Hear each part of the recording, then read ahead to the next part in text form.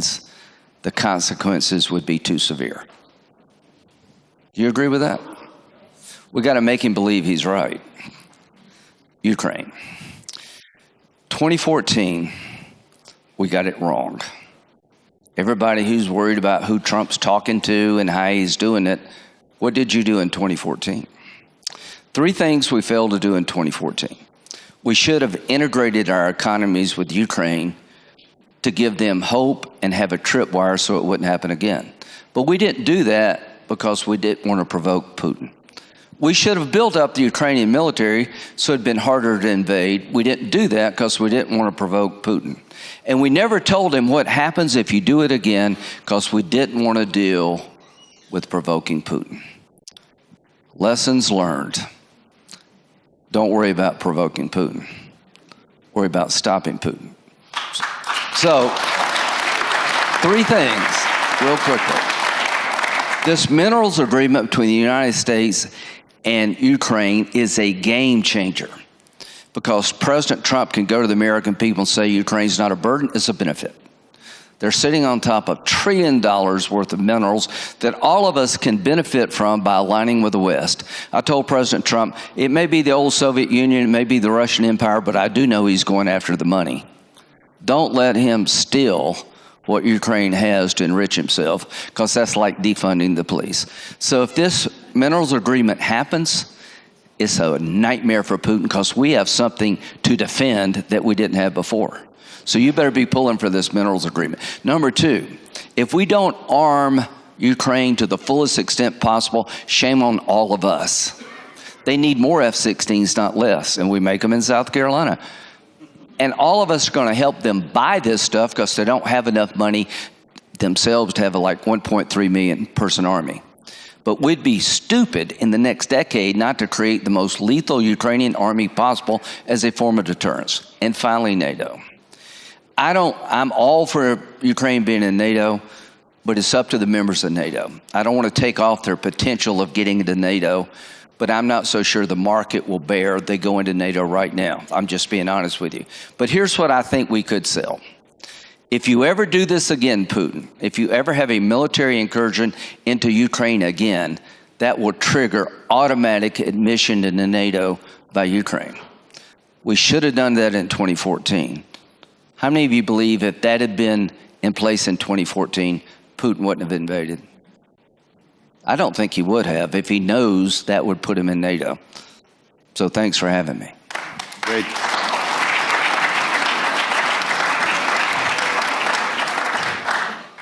Hey everyone, welcome back to Conservative Chronicle. If you're new here, don't forget to hit that subscribe button so you never miss out on important global discussions like this one.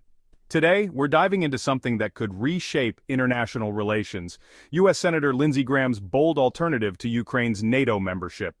You've probably heard a lot about the Ukraine war and NATO's involvement, but what if there was a different way forward? Stick around because we're going to break down Graham's perspective and what's really at stake. First, let's understand NATO. The North Atlantic Treaty Organization, or NATO, has been the backbone of global security for decades. NATO is all about collective defense. An attack on one member is an attack on all. This means that when a nation joins NATO, they gain security guarantees from all member states. But why is NATO expanding now, especially in relation to Ukraine? Let's explore why Graham believes NATO plays such a crucial role in global stability. In a recent speech, Senator Lindsey Graham shared his thoughts on why NATO is more important than ever. He argued that stability is key to avoiding war, and NATO helps ensure that. He emphasized that the U.S. shouldn't have to face global threats alone. Having NATO allies allows the U.S. to focus its resources where they're most needed. But it's not just about NATO's importance today. Graham also discussed how past decisions have led to the current situation in Ukraine. So, what exactly did he suggest? Graham pointed out that in 2014, the U.S. missed an opportunity to help Ukraine. Back then, instead of integrating Ukraine into the West, both economically and militarily, there was hesitation because no one wanted to provoke Russia. Graham believes that by giving Ukraine more support and integrating their economy into NATO-friendly structures, we could have deterred Russia's invasion.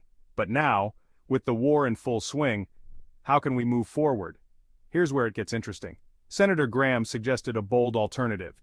If Russia invades Ukraine again, that should trigger automatic NATO membership for Ukraine.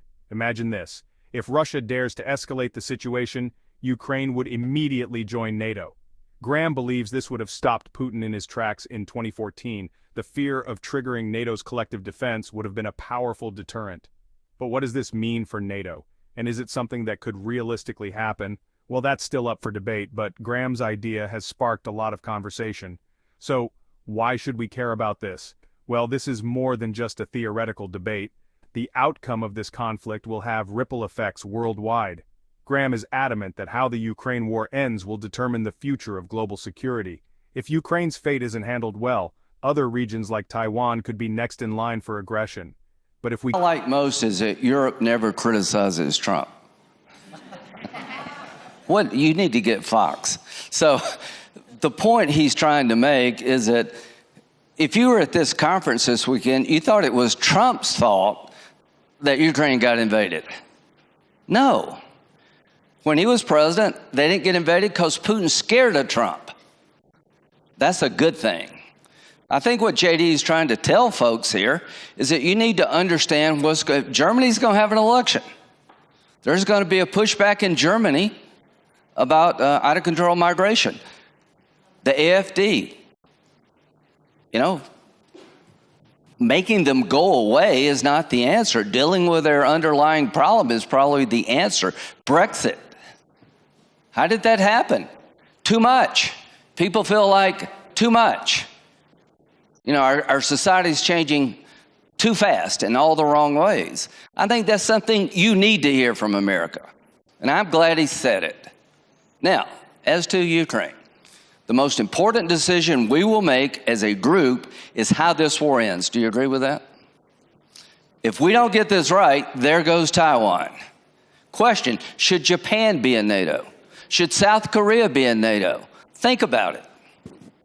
If we don't get it right, there goes Taiwan. If we get it right, we can reset and make the world a more stable place. Trump's the best person I know of to get it right because Putin's afraid of it. In 2008, Georgia. 2014, Ukraine. 4 years of Trump, nothing. To Trump, you didn't start this war, but you got to end it. And you better end it well because it will be your legacy. And here's how to end it well. Not to humiliate Putin, but to make sure it never happens again. Integrate our economies. I urge you to do a mineral agreement with the Ukraine so we'll have something of value and defend so the American people understand why Ukraine's important beyond just an idea. I'd urge you, Mr. President, in the next decade, sell them all the weapons they need, made in America, good for us, good for them, to make them so strong nobody in their right mind would do this again. I would urge you, Mr. President, if we can't reach consensus on NATO now, that we put on the table, Putin, if you don't want Ukraine in NATO, don't invade them. Because if you invade them, they're going into NATO. And if President Trump said that, it would be earth-shattering. So we got a chance here to end this war in a fashion to deter future aggression, because Xi will get away with as much as he can, as long as he can. And NATO needs to be thinking about what role should we play in Asia, if any. You've opened up an office. But I am worried that if we don't get Ukraine right, there goes Taiwan. I think if we get Ukraine right, that's the biggest thing we could do to help Taiwan of anything else. If we spend more now on the mutual defense of NATO nations, that will be seen by Xi as a warning sign that we're not going to take it anymore. I'm tired of worrying about being provocative to bad guys. I want them to fear us. If you don't fear Donald Trump, you're a little bit... To get it right, we can send a strong message to adversaries across the globe. NATO's role, Ukraine's future, and U.S. leadership in this critical moment could shape the next decade. So there you have it. Senator Graham's proposal might just be the game changer we need in global politics. What do you think? Should Ukraine automatically be admitted to NATO if Russia escalates again?